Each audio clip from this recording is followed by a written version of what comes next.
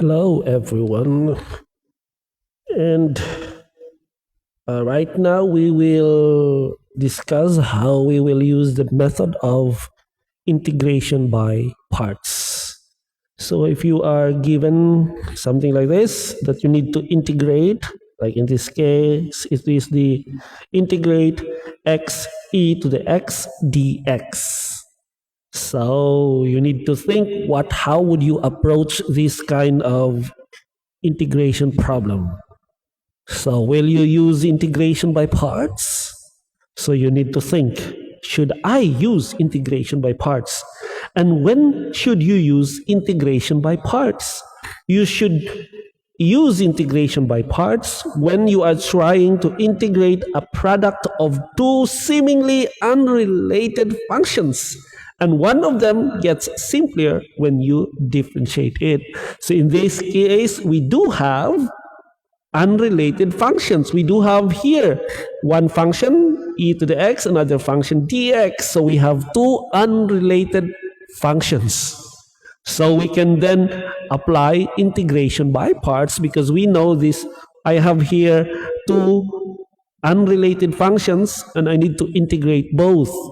So I need to apply integration by parts. All right. So what is integration by parts? How would you apply the integration by parts? It is something like this.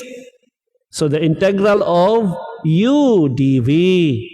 So you need to assign u and you need to assign dv. So you have to go back to your problem and you need to pick which one should be u and which one should be the dv. And once you have picked the u and the dv, then apply the rest of the formula.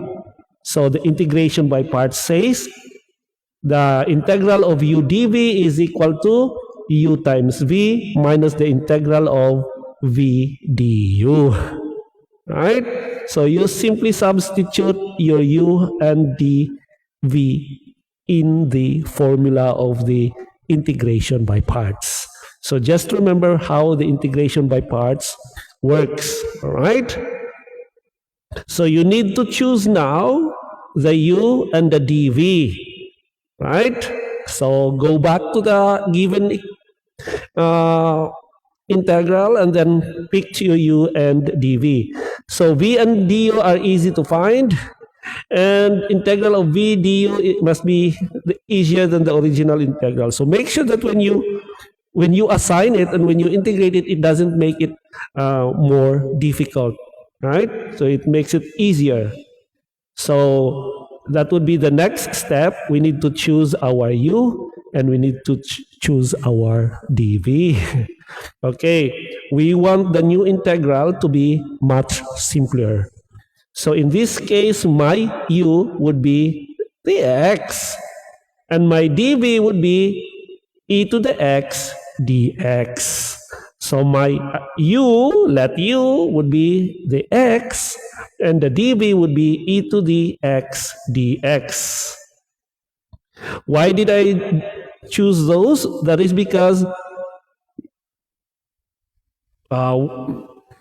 x will simplify when we differentiate it becomes 1.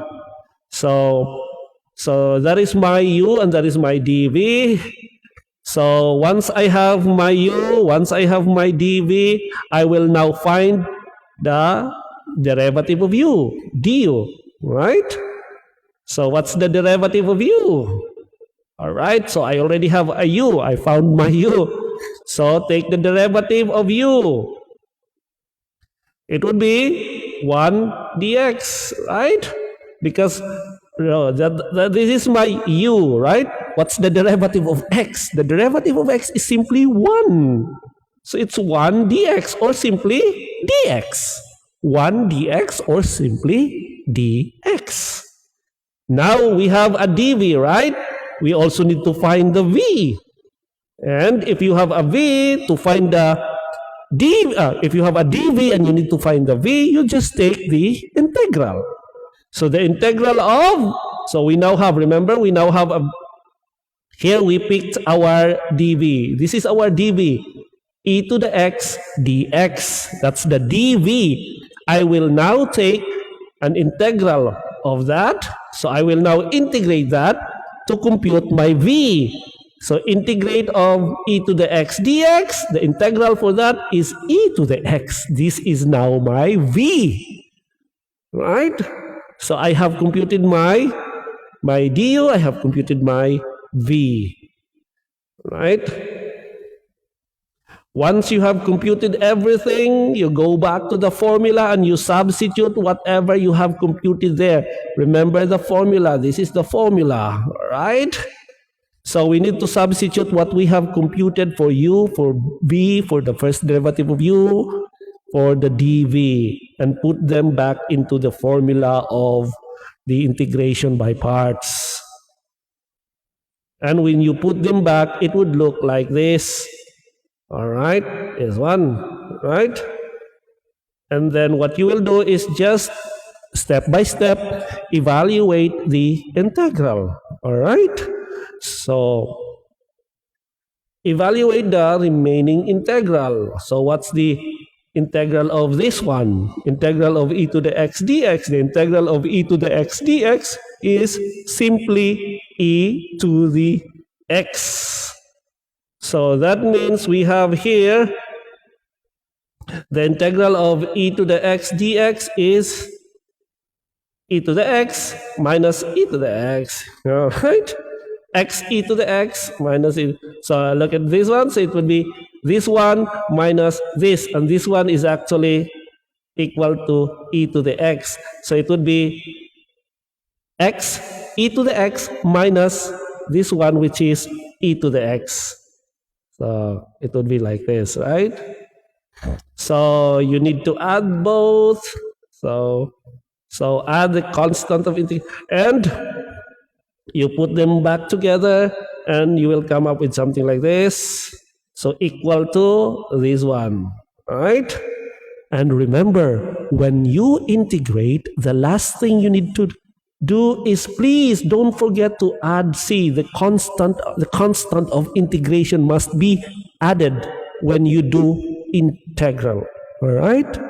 So don't forget, at the very last part of your answer, you need to add plus c during integration. So instead of ending there, don't end. You need to add plus c as the constant of integration. So c there is actually an arbitrary constant. So is there something that we could factor? Is there things that we could factor? No, I don't think there is something that we could factor. That means the final answer would be this one. E to the x times x minus 1 plus c. And that would be the final answer using integration by parts. All right? So if you have questions, please leave a comment below and don't forget to give me a follow. And I'll see you again in the next video. Thank you for watching.